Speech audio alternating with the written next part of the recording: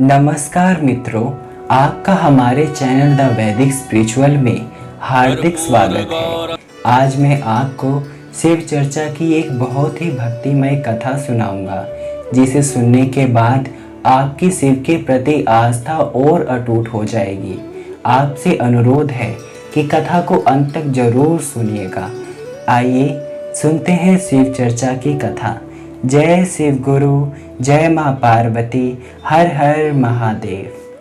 प्राचीन समय की बात है। सुप्रिय नामक एक बड़ा धर्मात्मा और सदाचारी वैश्य था। वह भगवान शिव का अनन्य भक्त था। वह निरंतर भगवान शिव की आराधना, पूजन और ध्यान में लीन रहता था। अपने सारे कार्य वह भगवान शिव को अर्पित करके करता था। मन, वचन और कर्म से वह पूर्णता शिवार्चन में लीन रहता था। सुप्रिय की इस शिव भक्ति से दारुक नामक एक राक्षस क्रुद्ध रहता था।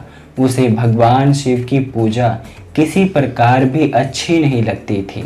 वह निरंतर इस बात का प्रयत्न किया करता था कि उस सुप्रिय की पूजा अर्चना में विघ्न पहुँचे। एक बार की बात है कि सुप्रिय नौका पर सवार होकर कहीं जा रहा था। उस दुष्ट राक्षस दारुक ने यह उपयुक्त अवसर देखकर उस नौका पर आक्रमण कर दिया। उसने नौका में सवार सभी यात्रियों को पकड़कर अपनी राजधानी में ले जाकर कैद कर दिया। सुप्रिय कारागार में भी नित्य नियम के अनुसार भगवान शिव की पूजा आराधना करने लगा। वह अन्य बंदी यात्रियों को भी शिव भक्ति की प्रेरणा देने लगा। दारुक ने जब अपने सेवकों से सुप्रिय के विषय में यह समाचार सुना, तब वह अत्यंत क्रुद्ध होकर कारागार में आ पहुंचा। सुप्रिय उस समय भगवान शिव के चरणों में ध्यान लगाए हुए दोनों आंखें बंद किए हुए बैठा था। उस राक्षस ने उसकी यह मुद्रा देखकर अत्यंत भीषण स्वर में उसे डांटते हुए कहा, अरे दुष्ट वैश्य, तू आंखें बंद कर। इस समय यहाँ कौन से उपद्रव और षड्यंत्र की बातें सोच रहा है। उसके ऐसा कहने पर भी धर्मात्मा शिव भक्त सुप्रिय वैश्य की समाधि भंग नहीं हुई।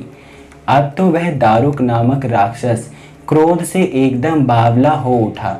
उसने तत्काल अपने अनुचर राक्षसों को सुप्रिय वैश्य तथा अन्य सभी बंदियों को मार डालने का आदेश दे दिया।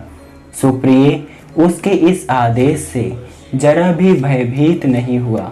वह एक निष्ठा भाव और एकाग्र मन से अपनी और अन्य बंदियों की मुक्ति के लिए भगवान शिव को पुकारने लगा। उसे यह पूर्ण विश्वास था कि मेरे आराध्य भगवान शिव जी इस विपत्ति से मुझे अवश्य छुटकारा दिलाएंगे।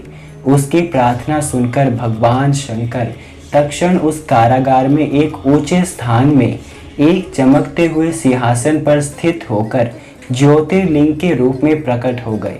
उन्होंने इस प्रकार सुप्रिय को दर्शन देकर उसे अपना पशुपतास्त्र प्रदान किया।